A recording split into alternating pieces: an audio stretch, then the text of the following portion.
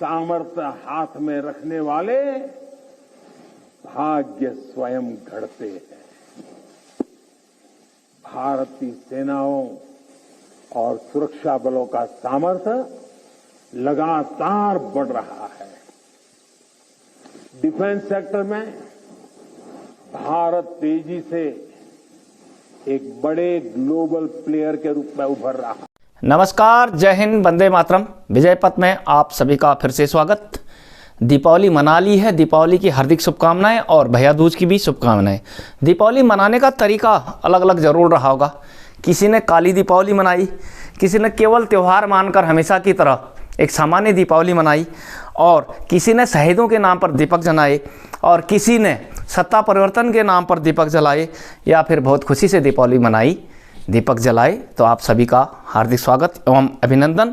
एक नज़र देखते हैं देश के महामहिम, देश के प्रधानमंत्री जी की दीपावली, जो आज से 10 सालों, आज दशक पूरा हो गया है।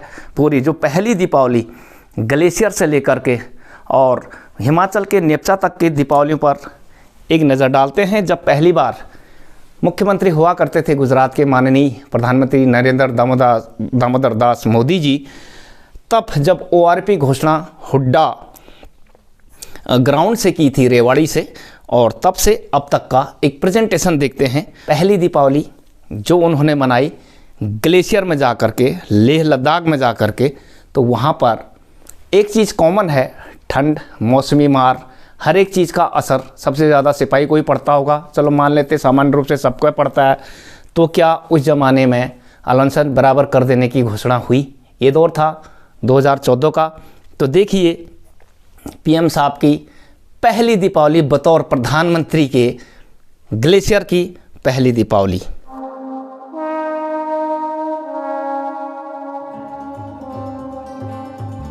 भारत माता की, भारत माता की, भारत माता की, भारत माता की। मेरी दीपावली की बहुत बहुत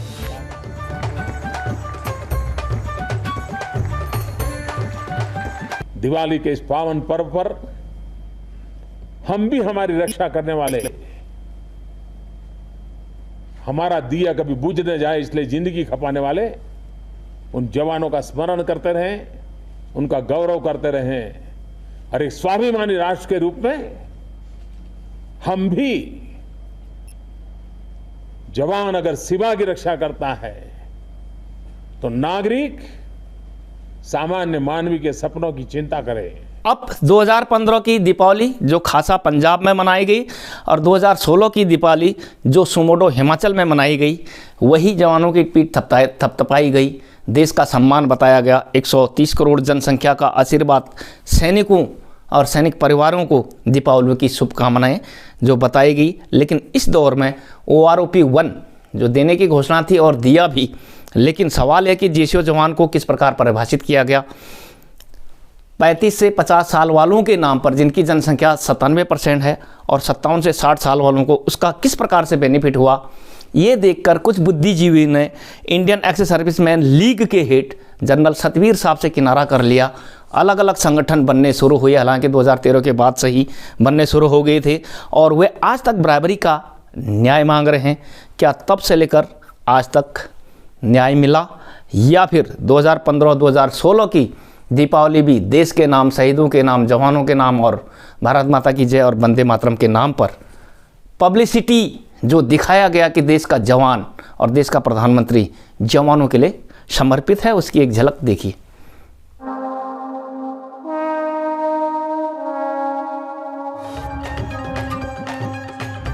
आप सब जवानों को, आपके परिवारजनों को और देशवासियों को दीपावली की मेरी बहुत बहुत शुभकामनाएं। भारत की सेना, भारत के सैनिकों का चरित्र, भारत के वीरों का साहस, हमारी शिस्त, हमारा शौर्य, हमारा समर्पण, हमारे सपने, पूरा विश्व इसके लिए हमें बहुत आदर के साथ देखता है।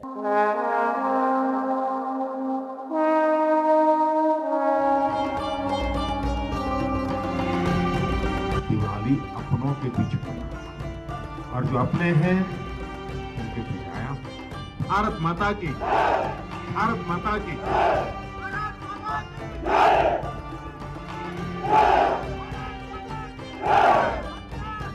अब बात करते हैं दीपावली 2017 गुरेज सेक्टर JNK की। फिर से शुभकामनाएं।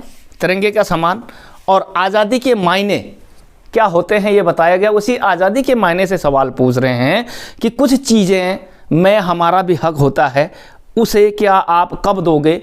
तो जब ORP 1 में कुछ विसंगतियां और जब बातें उभर कर आई, उसे पॉलिसी मैटर मानकर 7th CPC में दूर करने की बात कही गई, जैसे MACP, MSP, ग्रेड इत्यादि पॉलिसी मैटर। तो क्या हुआ, क्या 7th CPC में MSP बराबर कर दी गई, ग्रेड का संशोधन कर दिया गया। तो जो 6th CPC का सबसे खराब परिभाषित जो था संदर्भ संख्या 7/1935, जिसमें they all are non gazetted कहा था, यानी कि GCO साहब जो 2 स्तर ऊपर होना चाहिए थे वो खुद 2 स्तर नीचे हैं, तो बाकी 2 स्तर नीचे ही जाएंगे, कहने का ये मतलब है। तो क्या वो सुधार दिया गया। तो ये 7/1935 पेज संख्या 459 जरूर देखें। 6th CPC, 7th CPC ने संशोधन करने की बात कही और स्तर और गिरा दिया, उसे भी देखते हैं। नंबर 1 एजुकेशन के नाम पर संदर्भ संख्या 6276 पेज नंबर 124 देखेगा जरूर, जहां कहा गया कि ये सब 8 पास हैं। दूसरा पेरिटी विथ सिविलियंस संदर्भ संख्या 6273 सिपाही टू GCOs का जरूर देखिए, उसमें लिखा क्या है। जब संशोधन की बात आई कि क्राफ्ट्समैन का ग्रेड हवलदार से ऊपर क्यों है, ASO नॉन गजेटेड होते हुए भी नायब सूबेदार से ऊपर क्यों है, तो उन्होंने कहा ये सब एक तो पेंशन कंट्रीब्यूशन सिस्टम से लेते हैं, आपको मुफ्त पेंशन दी जाती है, इसलिए पेरिटी बराबर नहीं हो सकती 2 काउंटर पार्ट की, पहली बात। दूसरी दलील कि मिलिट्री सर्विस पे लगाकर आप उनके बराबर आ जाते हो। मैं आपसे पूछता हूँ ये दलील लेफ्टिनेंट साहब का क्या JTS जूनियर टाइम स्केल जो दोनों लेवल 10 से शुरू होते हैं 56,100 से, तो क्या मिलिट्री सर्विस पे को लगा करके लेफ्टिनेंट साहब 56,100 होते हैं। दूसरी भाषा में JTS से क्या उनका वेतन 15,500 कम है। इसी प्रकार DIG से क्या ब्रिगेडियर का वेतन 15,500 कम है। जो परिभाषा आपने हमें दी क्या वो उन पर भी लागू होती है, या किसी एक विशेष लोगों के लिए ही ऐसी अटपटी परिभाषा बनाकर उसे गोलमोल कर दिया गया। तो वहाँ पर भी आज़ादी का, तिरंगे का सम्मान, पीठ थपथपाना, सभी कुछ। तो देखते हैं 2017 की PM साहब वाली दीपावली की एक झलक।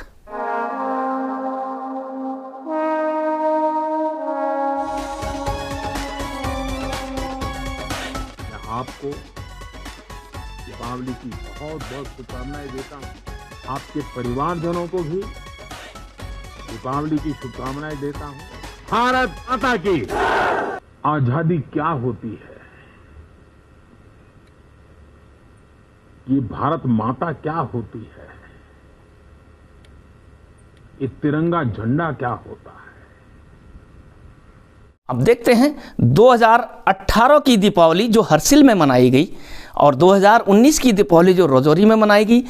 इस तो 2018 के पहले बात कर लेते हैं जो हर्सिल में मनाई गई, वो भी वंदे मातरम, भारत माता की जय और जवानों को सांत्वना, सद्भावना और शुभ संदेश, दीपावली की मुबारकबाद।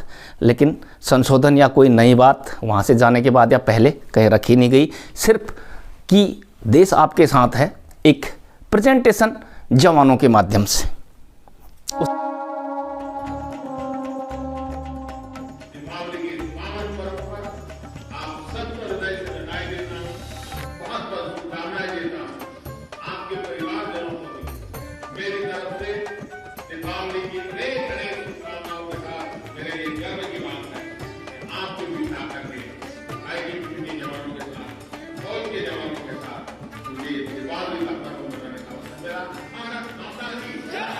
दो 2019 की दीपावली देखते हैं राजौरी वाली और 2020 की देखते हैं जैसलमेर वाली।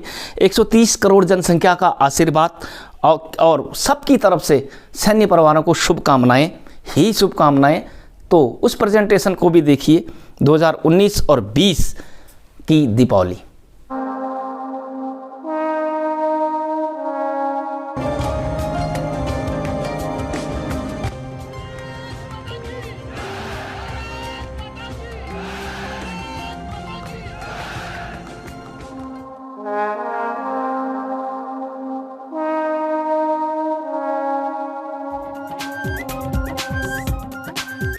130 करोड़ देशवासियों की तरफ से दीपावली की बहुत बहुत बधाई।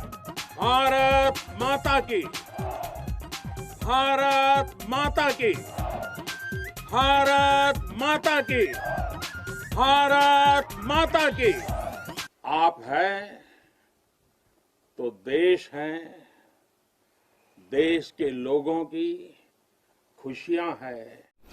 अब देखते हैं 2021 नौसेरा और 2022 की दीपावली भारत माता की जय वंदे मातरम के साथ ही ये दीपावलियां भी मनाई गई और उसमें भी सैनिक परिवारों के भारत माता की जय और वंदे मातरम कहा गया और पब्लिसिटी फिर से सैनिक प्लेटफॉर्म से, उसे भी ज़रूर देखें।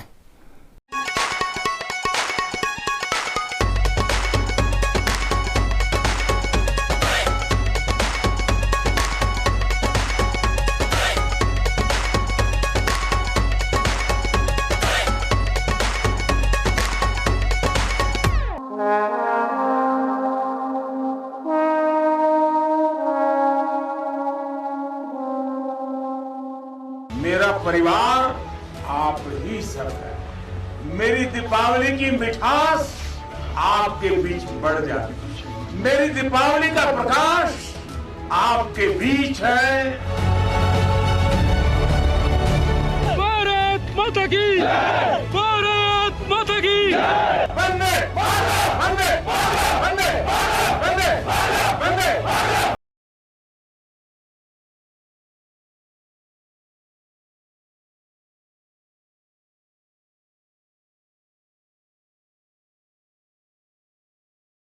वर्षों वर्ष से मेरा परिवार आप ही सब है। और दीपावली का पूरा एक दशक, 10वीं दीपावली 2023 की दीपावली हिमाचल के लोपचा में, जो लेप्चा उस जगह का नाम है, सैन्य बलों के साथ, तो वहाँ पर कहा गया कि जो सरहद की रक्षा करते हैं, जिस भूमि में वो रहते हैं, जहाँ पर भी रहते हैं, वो स्थान मंदिर बन जाता है और विकास का श्रेय सेना का सामर्थ्य और संकल्प को जाता है। तो कहिए शहीद स्थल किसका है? शहीद स्थल पर रिटायरों का अपमान क्यों हुआ? ORP CPC की विसंगतियाँ उनको दूर करने की बात क्या कभी कही गई? तो फिर 2023 की दीपावली PM ने किस प्रकार से मनाई, पहले उसे देखें, उसकी झलक देखें और तब आगे बात करते हैं।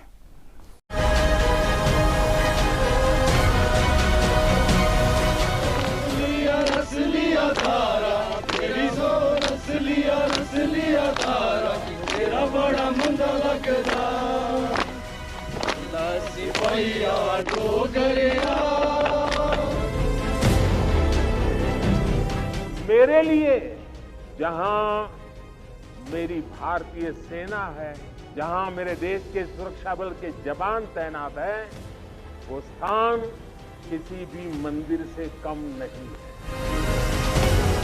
आज अगर भारत अपनी पूरी ताकत से विकास की अनंत ऊंचाइयों को छू रहा है, तो उसका श्रेय आपके सामर्थ्य को, आपके संकल्पों को और आपके बलिदानों को भी जाता है।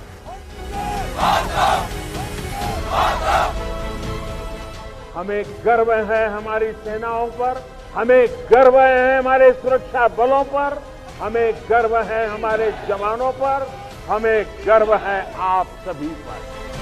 तो सार अंत में यह है कि जब सेना में कोई मीडिया या कोई VIP आता है, उसकी पक्का परेड होती है, रिहर्सल होती है, क्या बोलना है, किस विषय पर बोलना है और कौन बोलेगा और कितना बोलना है, वो सब पहले से रीप्लान होता है। कोई भी सिविल समाज की तरह सवाल नहीं उठा सकता है कि कुछ भी कह दे। जैसे सेना के बीच के बजाय उदाहरण के लिए DAV कॉलेज देहरादून में ये दीपावली मनाई जा रही होती PM के द्वारा, तो कई विद्यार्थी संगठन अलग अलग सवाल उठा देते। तो सेना में ऐसा नहीं होता। सेना को जितना कहने को बोला जाता है उतना वो कहती है। खुश रहने को कहा जाए तो खुश रहती हैं और दिखाने को अगर खुशी को हो तो दिखाएंगे। और वो एक बहुत अच्छा प्लेटफॉर्म है जहाँ पर सब वाहवाही ही करेंगे, आवाज़ कोई नहीं उठाएगा। ये बात आप भी जानते हैं और पूरे देश को एक संदेश जाता है कि देश की सेना, पूरा देश 130 करोड़ जनसंख्या उनके साथ है, BJP के साथ है, PM के साथ है। लेकिन हकीकत में पे पेंशन में अब तक कुछ भी सुधार, जितनी हमारी मांगें थी, एक भी नहीं मानी गई। क्योंकि आप स्वयं कह रहे हैं कि देश की रक्षा करने वालों के साथ हम हैं, लेकिन जो अब आ गए वो बूढ़ा हो गया। यानी कि जिस तरह बैल और घोड़ा बूढ़ा होने के बाद मालिक उसकी इज्जत नहीं करता है, वही बात पूर्व सैनिकों के हर संगठनों के साथ हैं। इसलिए पीएम साहब उनसे मिलना तो दूर, शहीद स्थल पर भी जाने नहीं दिया गया। इसलिए अब आपके पास नज़दीक का समय जो 2024 है, इस अपमान का बदला, इस अनसुनी का बदला, इस बेकदरी का बदला, क्या आप अब भी उनके साथ हैं या उनके विरोध में कुछ ऐसा कर रहे हैं, या फिर कुछ इस प्रकार का आप करने जा रहे हैं, समर्थन कर रहे हैं या विरोध, या क्या आप लोगों की योजना है? ये सभी एक्समैनों से एक सवाल है और आने वाले समय में इस पर मंथन करें, विचार करें और एक अच्छा निर्णय लें, जिससे कि लोकतंत्र में आपको लोकतंत्र का अधिकार माना जाए, लोकतंत्र में आपकी हिस्सेदारी मानी जाए और आपकी भी सुनी जाए। तो धन्यवाद, नमस्कार, जय हिंद, वंदे मातरम।